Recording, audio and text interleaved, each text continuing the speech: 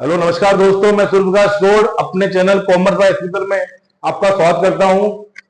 मित्रों, आज हम लोग बात करेंगे साइंटिफिक टेक्निक्स ऑफ मैनेजमेंट में time study and fatigue study के बारे में। तो मित्रों, स्टार्ट करते हैं बिना टाइम गवाए। देखिए, सबसे पहले हम लोग बात करते हैं टाइम स्टडी। जय श्री कृष्णा, माता रानी की जय। देखिए बेटा, सबसे पहले बात, टाइम स्टडी का मतलब होता है समय अध्ययन, यानी किसी भी काम को करने में कितना टाइम लगना चाहिए। तो इसमें हम लोग क्या करते हैं, स्टैंडर्ड टाइम जो है वो सेट करते हैं। अब समस्या ये आती है कि हमारे स्टैंडर्ड टाइम किस तरह से सेट करें, क्योंकि हमारे ऑर्गेनाइजेशन में 3 टाइप के वर्कर्स होते हैं, एफिशिएंट, इनएफिशिएंट और एक होते हैं सेमी एफिशिएंट, या मैं बोलूं उसको स्किल्ड, सेमी स्किल्ड और अनस्किल्ड। तो हम लोग किस पर्सन के लिए किस तरह से टाइम सेट करें, ये अपने आप में एक बहुत बड़ी क्या है, प्रॉब्लम है। तो इस स्टडी का जो मेन पर्पज है वो यही है कि एक एवरेज पर्सन को किसी जॉब को कंप्लीट करने में कितना टाइम लगता है। तो क्या लिखा है मित्रों, देखिए, it refers to determine the standard time taken to perform a well defined job, यानी एक काम को करने के लिए कितना स्टैंडर्ड टाइम लगेगा। तो इसके लिए हम लोग एवरेज वर्कर जो है, यानी हम लोग एफिशिएंट, सेमी एफिशिएंट, इनएफिशिएंट, तीनों वर्कर्स पे हम लोग टेस्ट करते हैं। उसके बाद में हम डिसाइड करते हैं कि किसी काम को करने के लिए कितना टाइम लगेगा। ये इसलिए जरूरी है मित्रों, क्योंकि अगर ये टाइम पता नहीं चलेगा तो एक वर्कर्स का 1 घंटे में, 1 मिनट में, या हम लोग कह सकते हैं पूरे दिन में कितनी यूनिट्स बनाएगा, ये टाइम फिक्स नहीं होगा। और अगर हमें एक वर्कर्स का ये पता, जैसे हम लोग बात करें ऑर्गेनाइज में 100 वर्कर काम कर रहे हैं और एक वर्कर्स एवरेज 5 यूनिट बना रहा है, इसका मतलब ये हो कि ऑर्गेनाइजेशन का एक दिन का जो प्रोडक्शन है वो 500 यूनिट्स। अगर ये नहीं फिक्स होगा तो हम लोग डिसाइड नहीं कर सकते कि हमारे ऑर्गेनाइजेशन में पर डे कितना प्रोडक्शन हो सकता है। और पर डे अगर प्रोडक्शन डिसाइड नहीं होगा तो हम लोग हमारे ऑर्डर को किस तरह से पूरा करेंगे, क्योंकि अगर हमें ऑर्डर मिल गया तो हम लोग किस तरह से मैनेज करेंगे कि हमारे वर्कर्स एक दिन में कितना प्रोडक्शन कर सकते हैं। तो इसलिए स्टडी हमारे लिए बहुत ज्यादा जरूरी है कि एक वर्कर्स को किसी टास्क को पूरा करने के लिए कितना स्टैंडर्ड टाइम लग रहा है। तो इसीलिए कह रहे हैं, the standard time is fixed for the whole of the task by taking several readings, यानी किसी भी काम को पूरा करने के लिए काफी रीडिंग्स के बाद में, काफी जो है स्टडी के बाद में हम लोग कह सकते हैं कि कोई भी काम को पूरा करने के लिए एक कितना स्टैंडर्ड टाइम लगेगा। और उसके बाद में ये जो हमने चीज डिसाइड की है वो कैसे की है, हमने काफी क्या है, हमने मतलब जो टेलर है उसने काफी क्या थी, रीडिंग की थी, उसके बाद में डिसाइड किया था किसी भी काम को पूरा करने के लिए एक पर्टिकुलर कितना टाइम लगेगा। उस टाइम को क्या किया गया, फिक्स किया गया, और एक इसमें एवरेज वर्कर का टारगेट लिया गया। न तो इसमें आप कह सकते हो एक एफिशिएंट वर्कर का लिया गया, नहीं इनएफिशिएंट, एक सेमी एफिशिएंट वर्कर के हिसाब से टारगेट सेट किया गया, और उसके बाद में फिर इसके अकॉर्डिंग उनका वेजेस डिसाइड किया गया था। और इसके बारे में हम लोग अच्छे से बात करेंगे डिफरेंशियल पीस वेज सिस्टम में, क्योंकि ये चीज हमारे बहुत ज्यादा काम में आने वाली है। क्योंकि एक वर्कर एवरेज टाइम से पहले काम करेगा, ज्यादा अच्छा काम, ज्यादा अच्छे से काम हो तो उसको ज्यादा अमाउंट से जो है पर्टिकुलर पर डे की जो वेजेस की रेट है वो ज्यादा अमाउंट से मिलेगी। नॉर्मल करेगा तो नॉर्मल रेट से मिलेगा, और नॉर्मल से कम करेगा तो नॉर्मल से कम मिलेगी। यानी क्या समझे टाइम स्टडी के बारे में, टाइम स्टडी के बारे में हम लोग ये बात समझे, किसी भी टास्क को पूरा करने के लिए एक कितना स्टैंडर्ड टाइम चाहिए, और ये सारी बातें एक सेवरल यानी काफी तरह की रीडिंग्स लेने के बाद में डिसाइड की गई। और इसको डिसाइड करने के बाद में हम लोग फिक्स कर सकते हैं कि एक वर्कर 1 घंटे में इतनी यूनिट बना रहा है। अब मान लो उसके रेस्ट इंटरवल का जो टाइम निकाल के पूरे दिन में, जैसे मान लो एक वर्कर से वो 20 यूनिट बना रहा है और 5 बजे काम का, इसका मतलब एक दिन में 100 यूनिट्स बन सकती है इस तरह से। तो ये हम लोग क्या करेंगे, इस तरह से डिसाइड करेंगे किसी काम को करने में कितना स्टैंडर्ड टाइम लग रहा है। नेक्स्ट हम लोग बात करते हैं इसके ऑब्जेक्टिव्स के बारे में, यानी टाइम स्टडी क्यों कंडक्ट कर रहे हैं, इसके ऑब्जेक्टिव क्या है, उसके उद्देश्य क्या है। पहला है मित्रों, the standard time required to perform a job, यानी एक जॉब को पूरा करने के लिए कितना स्टैंडर्ड टाइम चाहिए। और वो हम कब डिसाइड करेंगे, जब हमें हर पर्सन का एवरेज जो है टाइम पता रहेगा कि उसको पर्टिकुलर एक यूनिट को बनाने में कितना टाइम लग रहा है। सेकंड है determining the number of workers required to perform the job, और उसके बाद हम डिसाइड करेंगे कि जैसे हमें एक काम को करने के लिए पर्टिकुलर कितने वर्कर्स की रिक्वायरमेंट है, क्योंकि ऑर्गेनाइजेशन में न तो हमें अंडर यूटिलाइजेशन चाहिए वर्कर्स का, यानी 50 वर्कर चाहिए तो वहां 45 भी नहीं होनी चाहिए, और 50 चाहिए तो वहां 55 भी नहीं होनी चाहिए। यानी कहने का मतलब हमें एवरेज वर्कर चाहिए, यानी किसी भी काम को पूरा करने के लिए कितने वर्कर्स की जरूरत है। इसके लिए कौन हेल्प करेगा? Time study. पहली बात हमने क्या की, किसी भी काम को पूरा करने के लिए, किसी भी टास्क को पूरा करने के लिए कितना टाइम चाहिए, कितने वर्क को पूरा करने में कितना टाइम चाहिए। दूसरी हमने बात की कि उस काम को पूरा करने के लिए कितने वर्कर्स की रिक्वायरमेंट है। और थर्ड आ रहा है बेटा हमारे, categorize the worker in efficient and inefficient. उसके बाद में वर्कर्स को कैटेगराइज करेंगे उनके द्वारा किए जाने वाले काम के अकॉर्डिंग, या मैं से बोलूं उनके द्वारा जो टाइम टेकन कर रहे हो, यानी कितना टाइम ले रहे हैं, उससे वो डिसाइड करेंगे। एक वर्कर किसी यूनिट को बनाने में 8 मिनट ले रहा है, एक वर्कर 10 मिनट ले रहा है, और एक ले रहा है 12।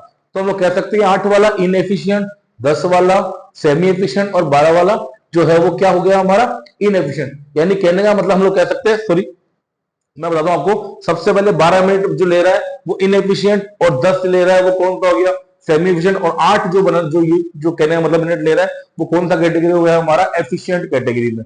आ रही बात समझ? तो हम लोग क्या करेंगे इस पॉइंट में, वर्कर्स को एफिशिएंट, इनएफिशिएंट, और तीसरी कैटेगरी कौन सी है? Semi efficient. इन तीनों कैटेगरी में क्या करेंगे? डिवाइड करेंगे। यानी 3 काम किए ऑब्जेक्टिव में हमने। पहला काम क्या किया? किसी भी काम को पूरा करने के लिए कितना टाइम लगेगा।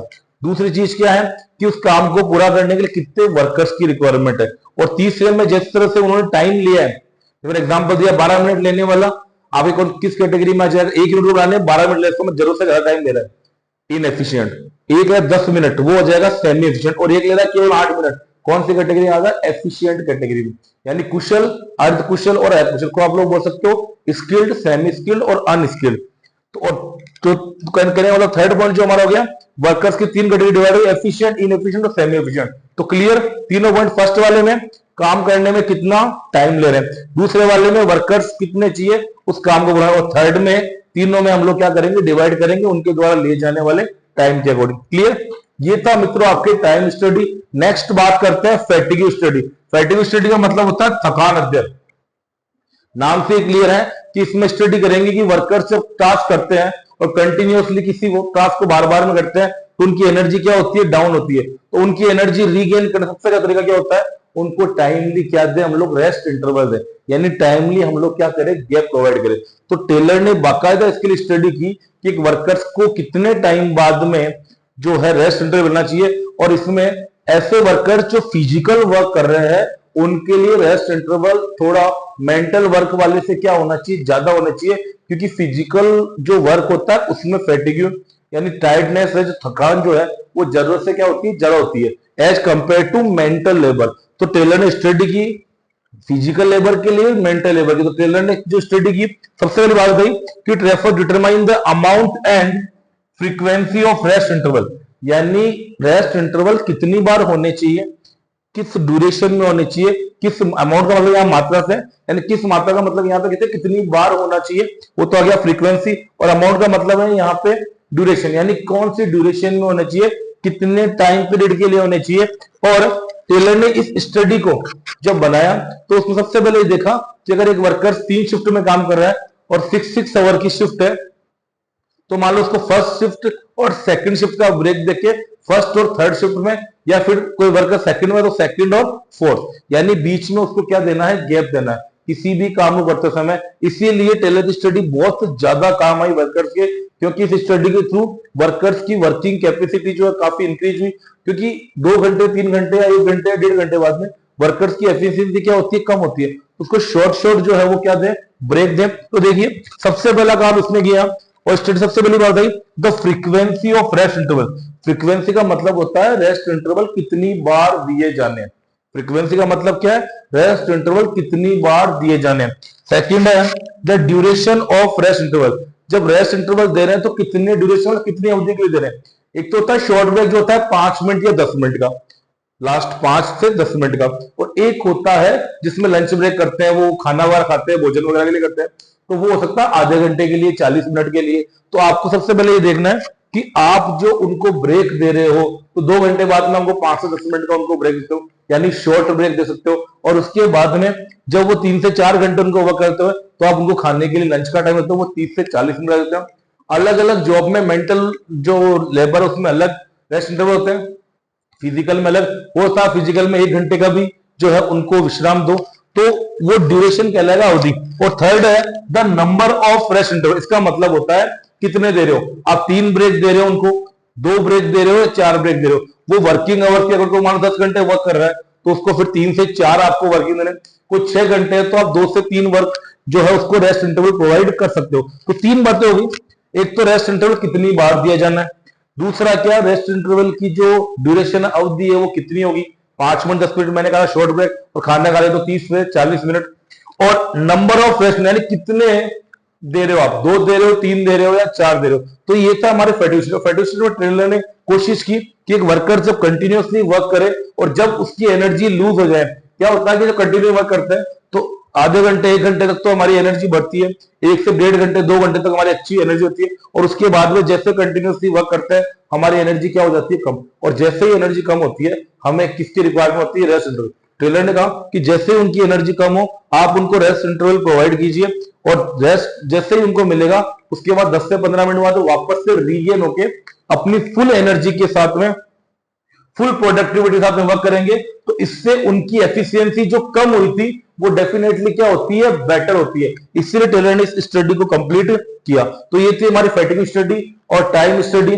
मित्रों आई होप आपको वीडियो पसंद आया होगा। इसी तरह की वीडियो देखने के लिए मेरे चैनल को सब्सक्राइब करें, कॉमर्स बाय एसपी सर, और मिलते हैं कल नई वीडियो साथ में। तब तक के लिए धन्यवाद।